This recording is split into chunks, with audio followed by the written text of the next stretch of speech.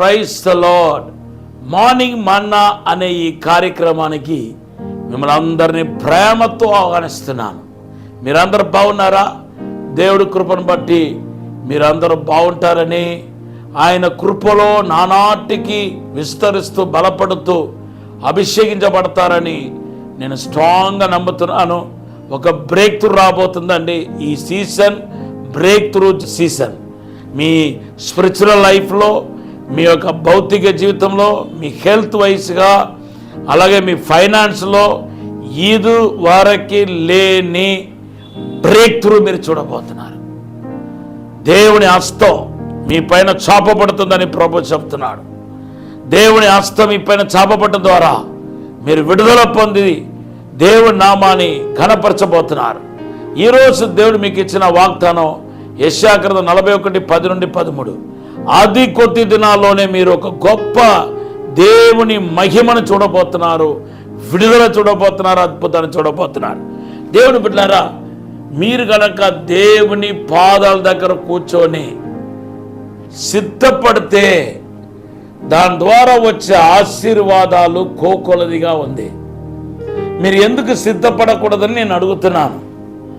ఎంత సమయం వృధా చేస్తూ ఉన్నారు. చాలా బాధాకరమైన విషయం ఏంటంటే, కొంతమంది జాబ్ హోల్డర్స్ ఉన్నారు, జాబ్కి వెళ్తారు. కొంతమంది ఇంట్లో యజమానులు జాబ్కి వెళ్తారు.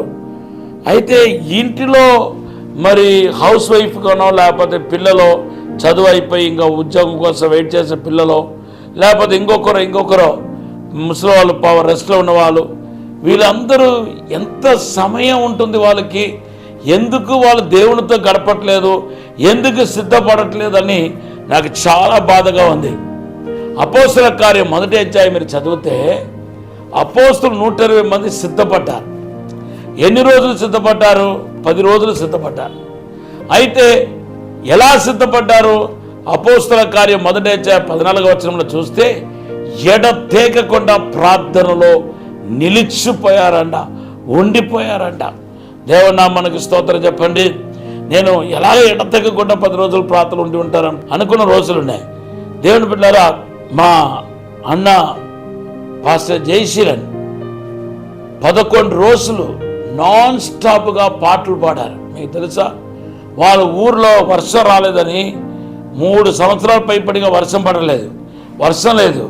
కాబట్టి వర్షం కోసం ఆయన స్తుతి ఆరాధన మొదలు పెడితే 11 రోజులు నాన్ స్టాప్గా పాటలు పాడారు. 11వ రోజున వర్షం పడింది, అప్పుడు ఆపారు. అది వరల్డ్ గిన్నిస్ రికార్డ్ కూడా ఎక్కింది. సో ఇలాగా వాళ్ళు ఎడతెగకుండా ప్రార్థనలో ఆరాధనలో ఉండిపోయి ఉంటారు.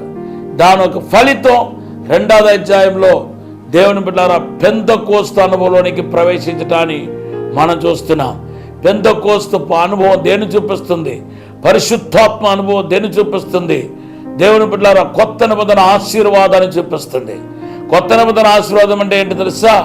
పాత నిబంధనలు ఎన్నడూ ఎప్పుడు పొందని ఆశీర్వాదం ఒక వ్యక్తి పొందుకున్నాడంటే అది కొత్త నిబంధన ఆశీర్వాదం కింద పిలువబడుతుంది. అవును దేవుని బిడ్డలారా, మరి అన్య భాష మాట్లాడటం ఎక్కడ పాత నిబంధనలు ఎక్కడ ఉన్నాయి? ఎవరు అన్య భాషలు మాట్లాడారు? ఎవరు మాట్లాడలేదు. వాగ్దానం అయితే పరిశుద్ధాత్మ దేవుడు వారి ద్వారా చేశారు, కానీ వాళ్ళు మాత్రం ఏ ఒక్కరి మీదకి పరిశుద్ధాత్మ దిగి రాలేదు. వాళ్ళు అన్య భాష మాట్లాడలేదు. దేవుని బిడ్డల పరలోక భాష మాట్లాడలేదు. 9 వరాలతో కూడా నింపబడలేదు. అయితే మొట్టమొదటిసారిగా మరి అపోస్తలు ఏం చేస్తున్నారు? 120 మంది అపోస్తలతో పాటు అక్కడ ఉన్న అనేక మంది, మొత్తం కలిపి 120 మంది మరి అన్య భాషలతో నింపబడుతున్నారు. ఇది కొత్త నిబంధన ఆశీర్వాదానికి గుర్తుగా ఉంది.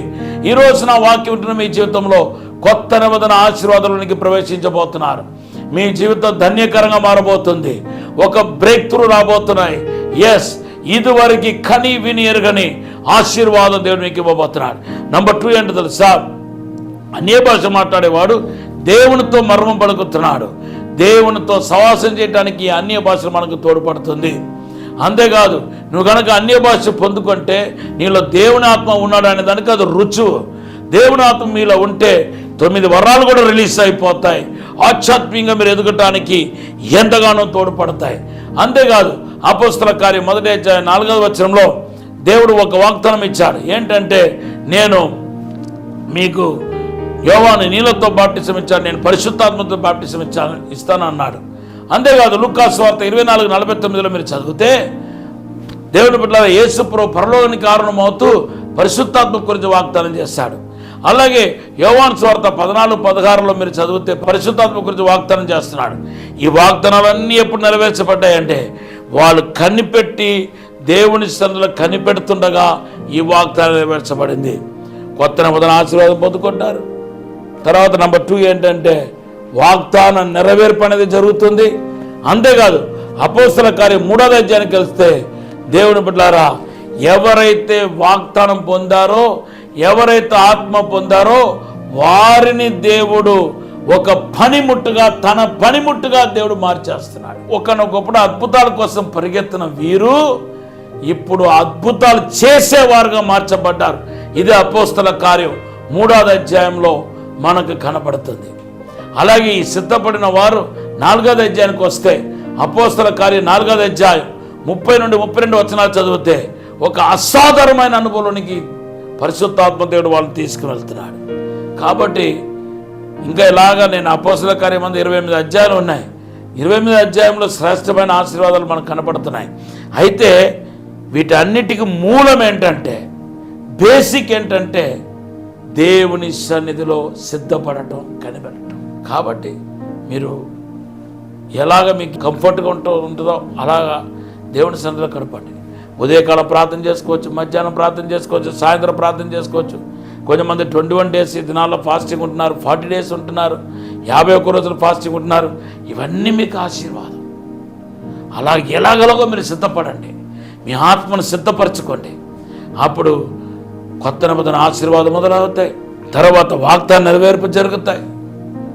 మీరు అద్భుతాలు పొందటమే కాకుండా అద్భుతాలు చేసేవారుగా దేవుడు మారుస్తాడు. తర్వాత అసాధారణమైన కార్యం కూడా పొందుకుంటారు. దేవుడి మాటలంటే దీవించిన గాక. ఆమేన్. పరిశుద్ధము నమ్మకమైన పరలోక తండ్రి, నా మాట విన్న ప్రతి ఒక్కరిని ఆశీర్వదించమని అడుగుతున్నాను. నీ వాక్కు ద్వారా ప్రతి ఒక్కరిని దర్శించండి ప్రభా. క్రీస్తు యేసు నామములో ఒక బ్రేక్ త్రూ దయచండి ప్రభా, విడుదల దయచండి ప్రభా, ఆశీర్వాదం దయచండి ప్రభా, అభిషేకించండి ప్రభా, దైవిక ప్రసన్న దయచండి ప్రభా. సిద్ధపడటకు నీ పాదాల యొద్ద కనిపెట్టి ప్రార్థించటకు సాయం చేయమని, బలపరచమని, 2 పౌలాత్మ 200 అభిషేకం దయచేయమని యేసు నామములో అడిగి వేడుకుంటున్నాం తండ్రి. ఆమేన్. Have a blessed day. God bless you. దేవుడు మన దీవెనగాక.